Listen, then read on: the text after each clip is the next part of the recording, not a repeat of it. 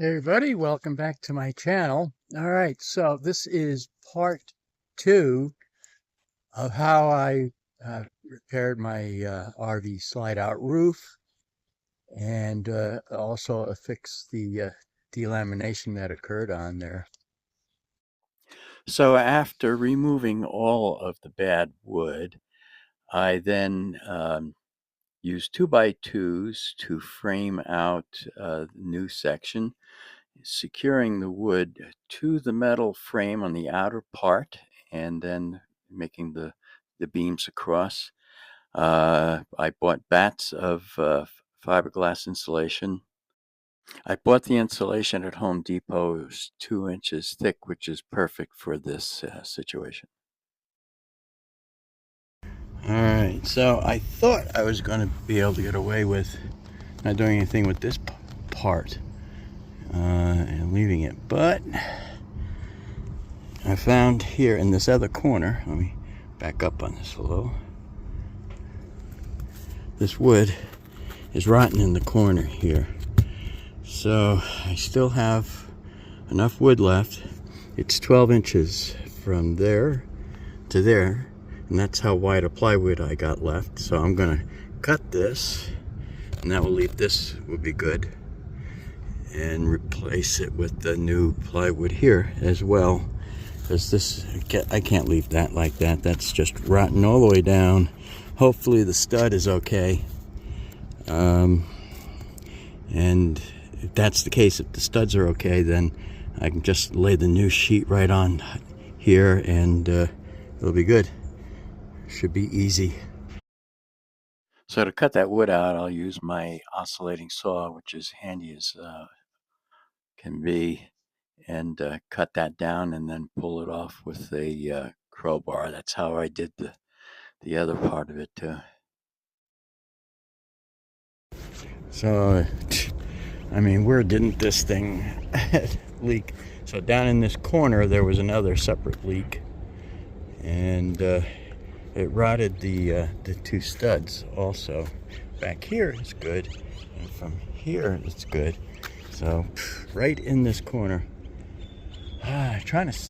So here I pulled out cut out the bad wood, pulled out all the bad insulation, put in new insulation and wood, and applied the new plywood over it. All right, so with that done, it looks pretty good, and that is secured to the metal frame as well. So it's shaping up pretty good, not too bad. All right, so I did end up with a little gap between the new sheet and the old sheet of plywood, so I sealed it in with caulking.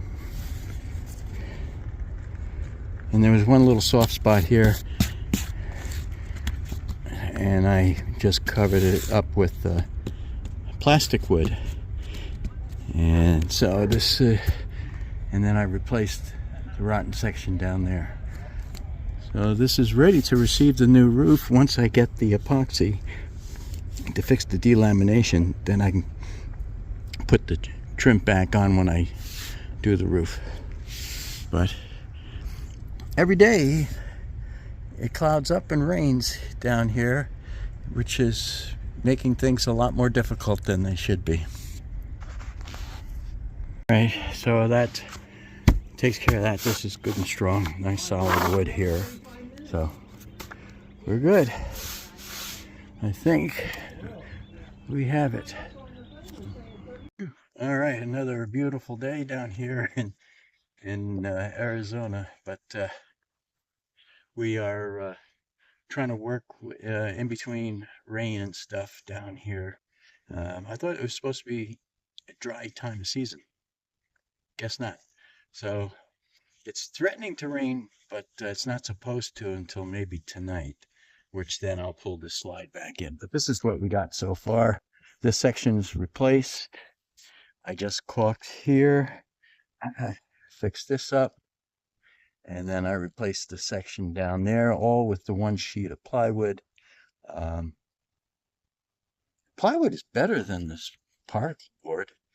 It doesn't fall apart like the particle board does, but plywood weighs less, and is stronger. So this is what we got. This is ready to receive the rubber, the EPDM material, which I do have, but I can't finish this until I have the epoxy to fix the delamination. There's no sense in leaving that at this point.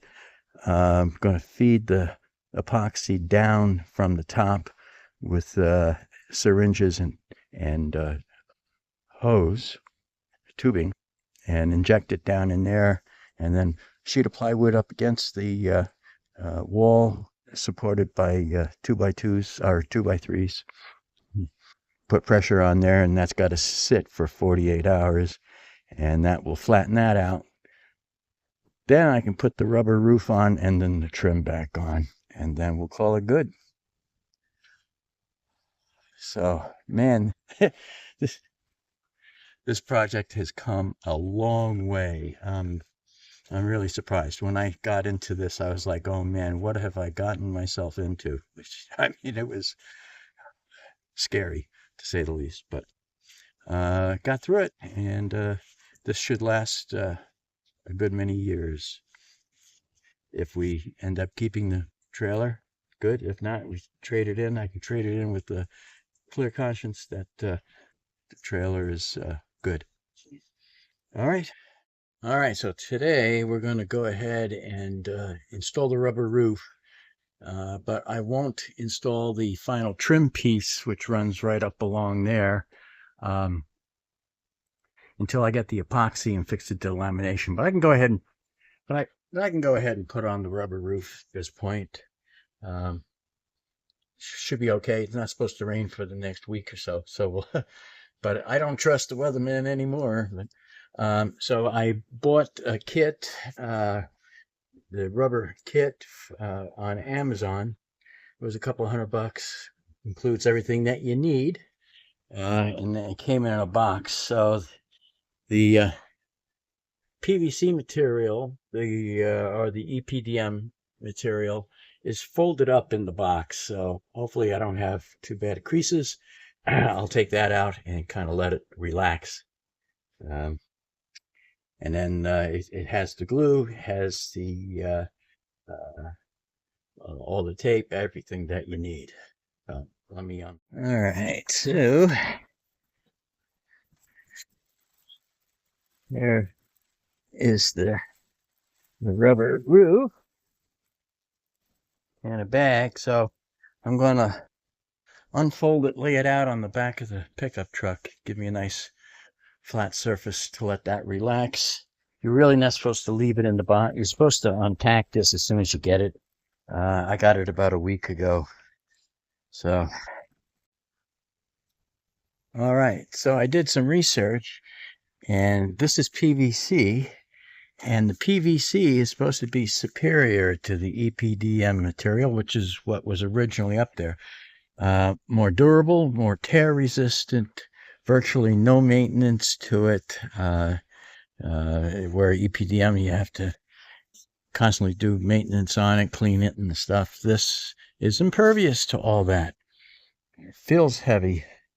So this is the best thing that you can use. If you're going to redo your roof, you might as well go with the best material available, and that would be PVC.